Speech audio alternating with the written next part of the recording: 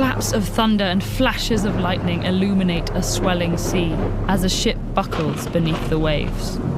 This is no ordinary storm, but a violent and vengeful tempest, and it sets the stage for Shakespeare's most enigmatic play. As the skies clear, we're invited into a world that seems far removed from our own, but is rife with familiar concerns about freedom, power, and control. The Tempest is set on a desert island, exposed to the elements and ruled with magic and might by Prospero, the exiled Duke of Milan. Betrayed by his brother Antonio, Prospero has been marooned on the island for 12 years with his daughter Miranda and his beloved books. In this time, he's learnt the magic of the island and uses it to harness its elementary spirits. He also rules over the island's only earthly inhabitant, the dejected and demonized Caliban. But after years of plotting revenge, Prospero's foe is finally in sight. With the help of the fluttering sprite Ariel, the magician destroys his brother's ship and washes its sailors ashore.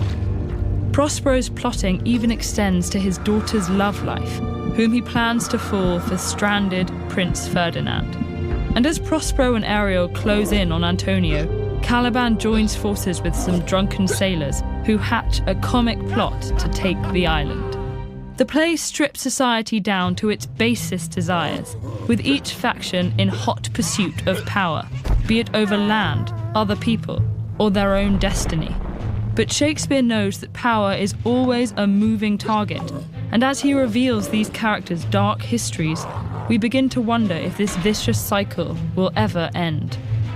Although Prospero was wronged by Antonio, he has long inflicted his own abuses on the island, hoarding its magical properties and natural resources for himself. Caliban especially resents this takeover. The son of Sycorax, a witch who previously ruled the island, he initially helped the exiles find their footing. But he's since become their slave and rants with furious regret. And then I loved thee, and showed thee all the qualities of the isle, the fresh springs, brine pits, barren place, and fertile. Cursed be I that did so. With his thunderous language and seething anger, Caliban constantly reminds Prospero of what came before. This island's mine, by Sycorax my mother, which thou takest from me. Yet Sycorax also abused the island and imprisoned Ariel until Prospero released him.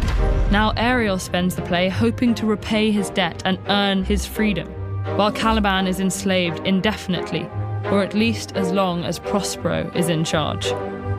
For these reasons and many more, The Tempest has often been read as an exploration of colonialism and the moral dilemmas that come with encounters of brave new worlds.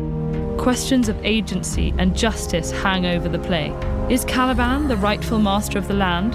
Will Ariel flutter free? And is Prospero the mighty overseer, or is there some deeper magic at work, beyond any one character's grasp? Throughout the play, Ariel constantly reminds Prospero of the freedom he is owed, but the question lingers of whether the invader will be able to relinquish his grip. The question of ending one's reign is particularly potent, given that The Tempest is believed to be Shakespeare's final play.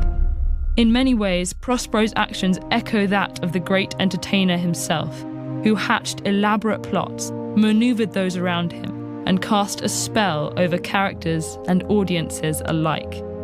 But by the end of his grand performance of power and control, Prospero's final lines see him humbled by his audience and the power that they hold over his creations. With the help of your good hands, gentle breath of yours my sails must fill, or else my project fails, which was to please. This evokes Shakespeare's own role as the great entertainer, who surrenders himself, ultimately, to our applause.